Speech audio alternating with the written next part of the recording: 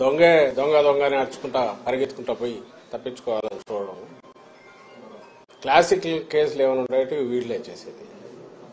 ఇప్పుడు ఈ డ్రగ్స్కు సంబంధించినంత వరకు వచ్చి పడింది అక్కడికి వైజాగ్లో ఒక భారీ సినిమా తరహాలో సినిమా ఫక్కీలో అది బయటకు వచ్చింది, పట్టుబడింది.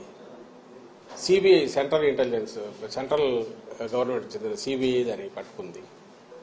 ఓ పక్క అది జరుగుతుంటే అసలు వీళ్ళు పెట్టి వాళ్ళు చేస్తున్న ఆరోపణలు పైత్యం ఎక్కడికి పోతుందంటే, సరే సోషల్ మీడియాలో ఎవడో కింద లేయర్లలో ఉండేవాళ్ళు ఏదో చేస్తే ఉంటే పార్టీ అధ్యక్షుడు, ఆ పార్టీ వాళ్ళు పెట్టిన జాతీయ ప్రధాన కార్యదర్శి అతని కొడుకు లోకేష్ వాళ్ళు కూడా ట్వీట్లు పెట్టడం.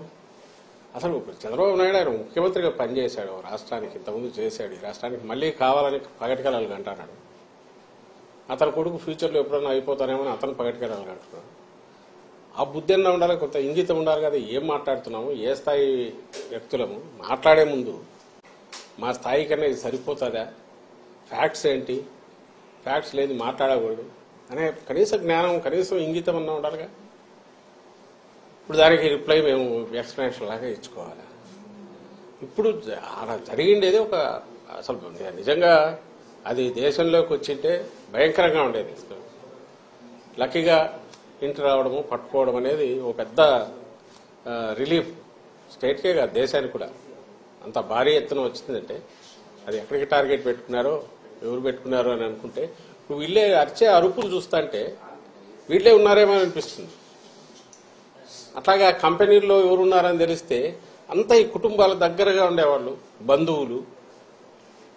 సాక్షాత్తు ఈమె చంద్రబాబు నాయుడు వదిన, ఇప్పుడు BJP state president Purandeswari, NT Rama Rao గారి కుమార్తె, ఆమె కొడుకు ఒక కంపెనీలో ఉన్నాడు.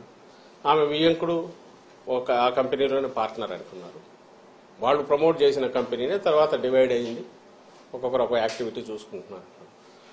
బయటకు వచ్చి మేము అటాక్ చేసి వీడు సంజయ్ శివాల వాళ్ళు టీడీపీ వాళ్ళు అట్లాంటి వాళ్ళు ఉల్టా ముందే అందుకొని హడావుడిగా రాత్రి నుంచి పొద్దున్న నుంచి ఉదరగొడుతున్నారు.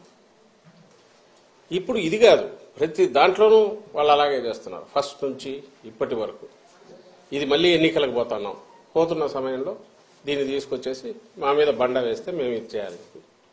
ఇది ఖచ్చితంగా మేము అనుమానించేది. ఇది ఒక పెద్ద రిలీఫ్ దొరకడం అనేది అదే గన ఊహించలేకపోతున్నాం. అది గన తప్పించుకొని బయటకు వచ్చింటే ఇది ఖచ్చితంగా టీడీపీకి సంబంధించిన నాయకుల రోల్ ఉందని గట్టిగా అనుమానిస్తున్నాం. మామూలుగా అయితే రిలీఫ్ ఫీల్ అయ్యేవాళ్ళం. అయితే వాళ్ళ ఉలికిపాటు చూస్తుంటే, వాళ్ళు దాన్ని తెచ్చి మా మీద వేయాలని చూస్తుంటే, ప్రభుత్వం మీద వేయాలని చూస్తుంటే, వైఎస్ఆర్ కాంగ్రెస్ పార్టీ మీద నింద వేయాలని చూస్తుంటే ఇప్పుడు అనిపిస్తుంది వీళ్ళు తప్పించుకోవడానికే మా మీద నింద వేస్తున్నారని. దీని వెనక ఖచ్చితంగా చంద్రబాబు నాయుడు, ఆయన కొడుకు, ఆయన వదిన పురంధేశ్వరి, వాళ్లకు సంబంధించిన వాళ్ళు, ఆ గ్యాంగ్ ఎవరో ఉన్నారనేది గట్టిగా అనుమానిస్తున్నాం. ఆ మేరకు కన్సర్న్డ్ ఏజెన్సీస్ కూడా మేము పిటిషన్లు పెడుతున్నాం. ఐ థింక్ సిబిఐ యాంగిల్లో కూడా చూడాలని మేము భావిస్తున్నాం. సార్ అంటే ఈ రోజు డ్రగ్ కేసు టెస్ట్ కేసు చూస్తా ఉంటే టీడీపీ వాళ్ళతో లింక్ అప్ అయిన ఫోటోలన్నీ కూడా బయటకు వచ్చినాయి. మొన్నేమో పవన్ కళ్యాణ్ ఆంధ్రప్రదేశ్ ని డ్రగ్